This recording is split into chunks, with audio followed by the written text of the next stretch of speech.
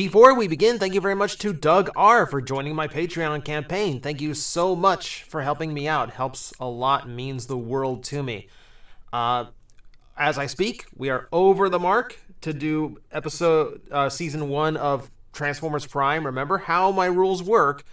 If we make it to the first of the month and it is still at the mark it is at now or higher, we are going to be doing season 1 of Transformers Prime as episode reviews. And then if it maintains it, we're going to do we'll add season 2 to the to-do list the month after, and then I got to figure out what to do with season 3 and the movie because that's a much shorter set. So I'm still working that one out. But suffice to say, I still need to start Beast Machines, and we might be due for Prime. You guys are nuts. I love you.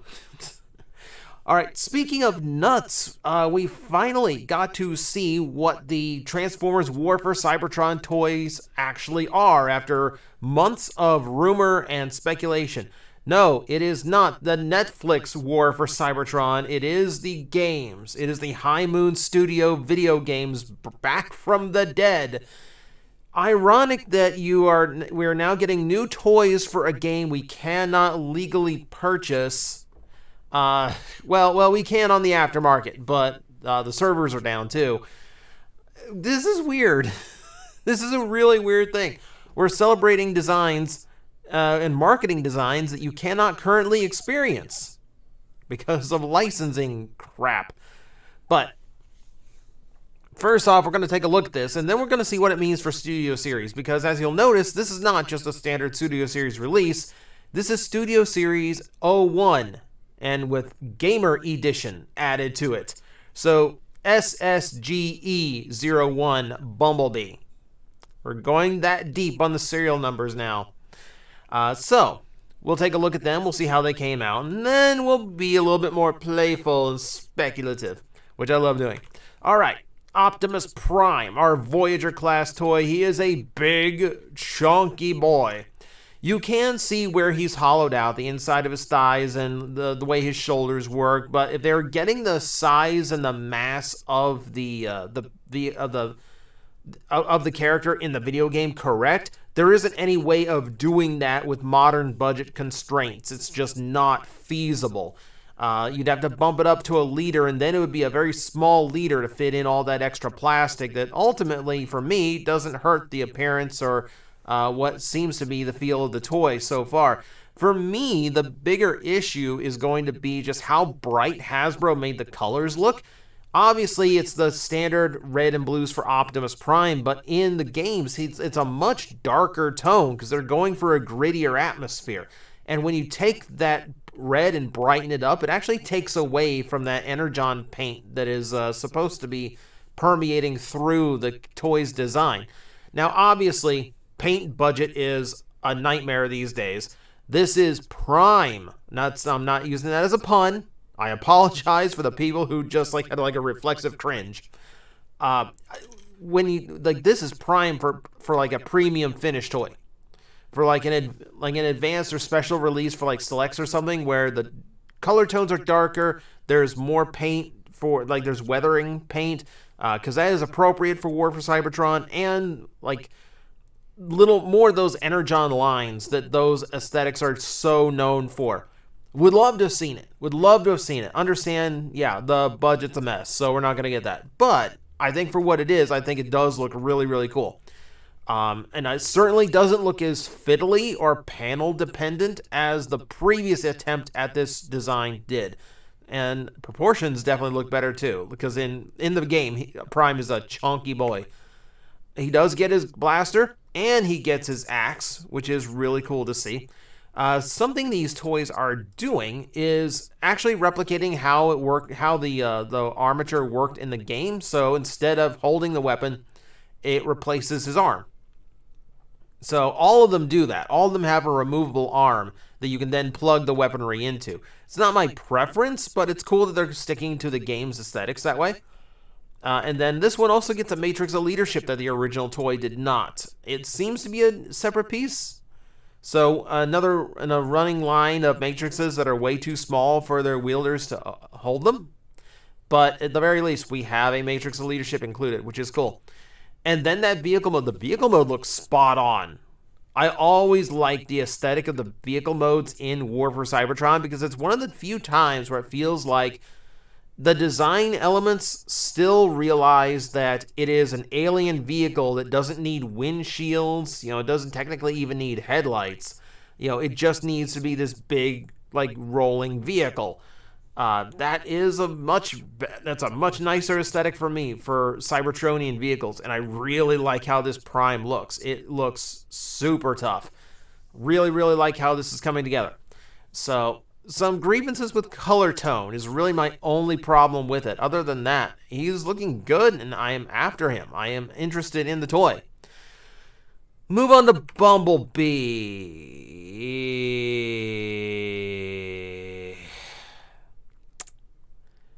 Alright, so something went wrong here.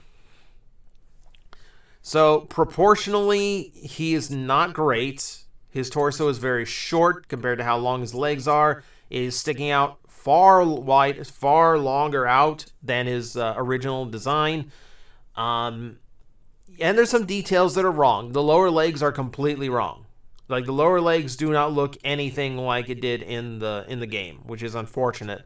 It, like, from this shot, it almost looks like the feet are on, like, the entire, like, lower legs are on backwards, because it looks like the back of his knee is painted. I don't necessarily think that's the case. It'd be super weird if it was. You know what? I think this just came out. I need to check something really quick, so timeout. Okay, I had to take a look at the turnaround of the CG version of this. No. His legs are not backwards. His legs look worse in the rear. This is just a super weird figure. He does the gun thing too with his arm, and he gets a sword too. So it's a little bit more accessory going on here. It's disappointing. This is the design. If you remember when we speculated last time, this was the design I was looking forward to the most because the original one was so fiddly and panel and tab dependent. It really took me out of the toy that otherwise I really liked. I liked the look of the robot. I liked the look of the vehicle. But it had so much shell and tab transformation, I just could not enjoy the figure. I was really hoping this Bumblebee would be a step up, and it seems like a step backwards. Now, the vehicle mode looks great. Vehicle mode looks pretty much what it's supposed to be. No argument there. Man, it's just so disappointing. Like, I really wanted that to be better. I was really hoping that would be better. It's frustrating. I don't even know, like, even the front, like, tops of his legs are not correct, and I don't even know how they manage that. Like, the top of his hips are not correct. I don't know how they manage that. It's bizarre. It's a bizarre attempt at the toy. At least it might play better. At least the transformation will probably play better than the original one does. If not, that's a whole other issue. And then we get into Barricade, who doesn't have an original toy to compare it to. So this one, I think, looks really, really good. I have seen people condemning these toys already. Oh, the plastic looks cheap. How do you know from photos? Seriously. They look hollowed out. Have you seen modern Transformers? That is nothing new. I've seen people condemn this toy just because the feet look flat. Like, are you really, is that make or break for you? Is, like, how well the feet are done? I know this is the internet. Be into whatever you want, but seriously, that's a little petty. That's a little sad.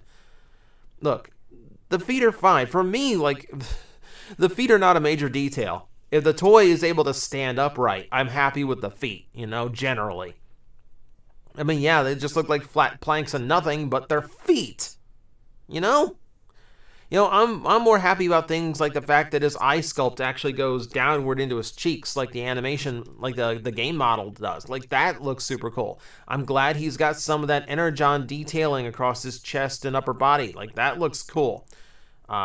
It's another toy that makes me really, like, customizers are going to go nuts on these toys. They are going to love these toys because there's so much missing detail that is going to be very cool to see filled in. I'm really looking to like the likes of like Grim Locamus getting their hands on these things and just decking them out fully. It's gonna look super cool. Wish Hasbro had done it, but modern budgets suck that way. So we take what we can get. He does the gun arm thing too. The only thing I'm like iffy about doing the gun arm tricks is like number one, it does create one more like fragility point on the toy where the peg could break or the joint could be loose, which leads to either an arm falling off or not holding a pose. That's about my only grievance here. Also, the fact that the guns are so tiny compared to the arms that they supposedly transformed into. It's a weird choice. It's a weird choice. It's accurate to the game, but it's still a weird choice. I kind of prefer handheld accessories, honestly. The vehicle mode looks cool. The big cow catcher up the front, the big grill bar, like that looks super cool. Again, does not conform to any like real world vehicle aesthetics outside of having two wheels and a narrow front end. So I guess. I don't know. I mean, apparently wind shear and Aaron apparently like slipstreaming and things like that are here. Like apparently there's wind resistance on Cybertron. But I do really like the look of the vehicle. Really like the look of the vehicle. So that's pretty much what we expected. That's pretty much what we expected of these things. So what now? So now that we have this, because we were always kind of speculating that it's just going to be like War for Cybertron designs in Studio Series, but it's a unique numbering like they did with Studio Series 86, which means we have a world of possibilities opened up to us now.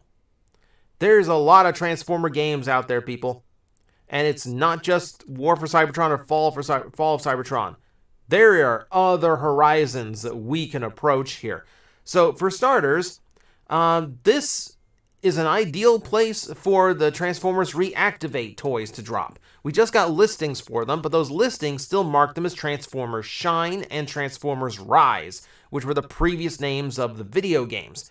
We have no distinct listings for Reactivate.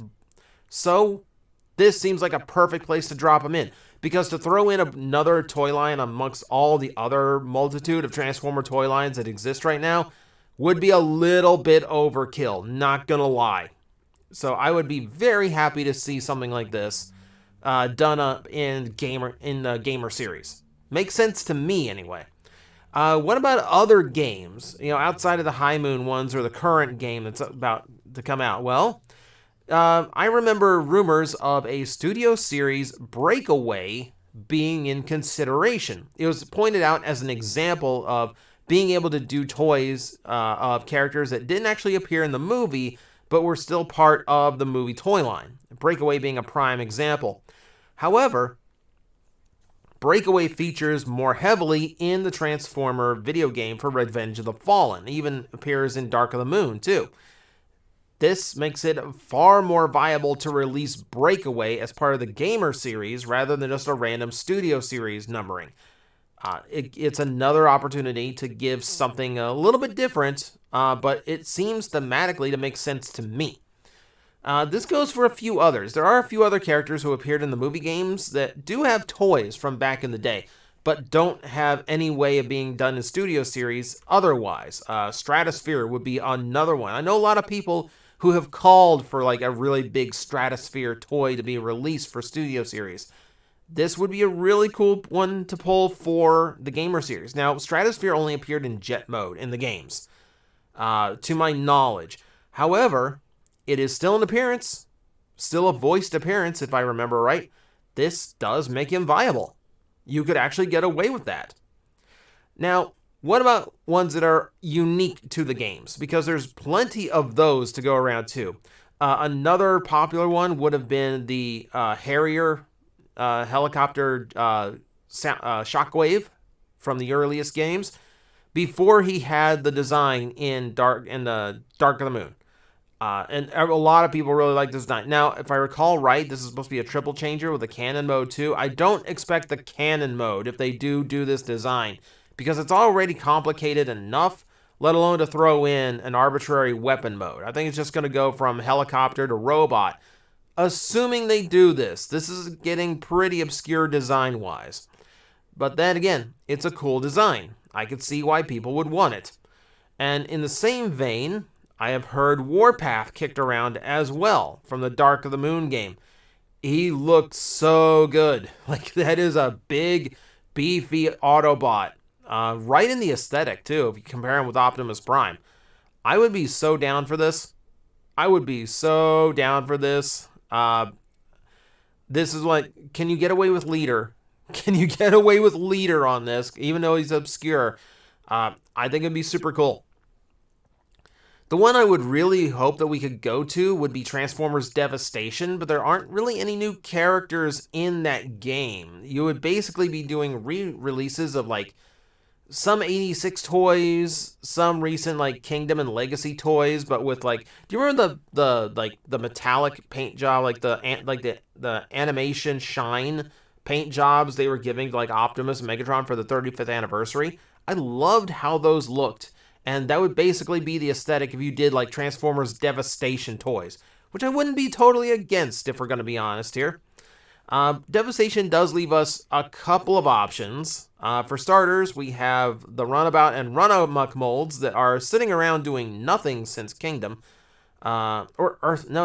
It was Earthrise. It was Earthrise they came out. Man, those toy lines start blurring. Because they're not, outside of the Siege figures, they're not really well divided.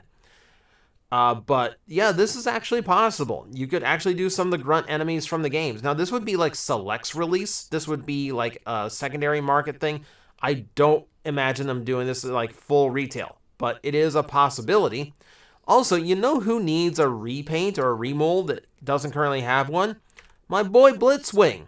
And the heavies from that game would work well because they are using his design. And yeah, the black and the red, that just looks super nice on Blitzwing. I would love to see how this would look in his jet mode. It is a very rare repaint opportunity for Blitzwing to have. It's either that or Overcharge. And that is even like approaching about the same realm of obscurity as this toy. But that would make both of them just as likely, I guess. The one name from there, which would be hilarious for them to do, would be Nova Prime. Not only because it's somewhat based on the Motormaster design, but also because Hasbro's never done Nova Prime. As much as he's come up in fan discussions and comic books, it's not a character that's ever existed from an official Hasbro toy, only from the Collector Club. That would be super cool. It'd be super random. It'd be super weird, but, like, that would be awesome. Like, to finally pull out Nova Prime based on a sequel bait thing that didn't pay off. Be hilarious, but hey, it is technically feasible. As long as we're going pie in the sky here, though, like, there's a couple names I want to finish this video off with, just to throw them out there. We know there is a Studio Series Commander Ultra Magnus on the way. We've had the listings for it now. And you know what? I would love to take that toy and actually design it to be Convoy No Nazo. Because guess what? When you beat Convoy No Nazo the right way, you get to replay it again, because that's what some people would want to do, right? Replay that monstrosity of a video game a second time in a row. Except you get to play as Optimus Prime. Except for his except the main sprite he plays the game with is just Ultra Magnus colored orange and red. This is the kind of thing I absolutely felt like FunPub should have done at some point, if they ever had the right Ultra Magnus to do it. This is their level of just, what in the world were you thinking? And then there's the boy. There is the boy who has only appeared, actually, no. This is feasible. This takes some explaining. But there is one character who was really only brought to prominence because of a Transformers video game. And it's a character fans have known for a long time now. That character, ladies and gentlemen, Star Upper. The boxing kangaroo from Beast Wars Neo.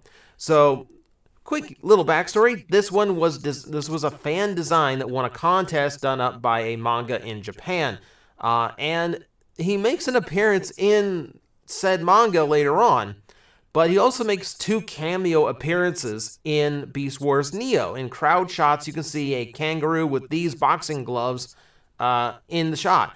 So technically he's canonical with Beast Wars Neo, but the only place where you really get to see Star Upper shine a little bit is in the Beast Wars fighting game for the Game Boy Color that only came out in Japan.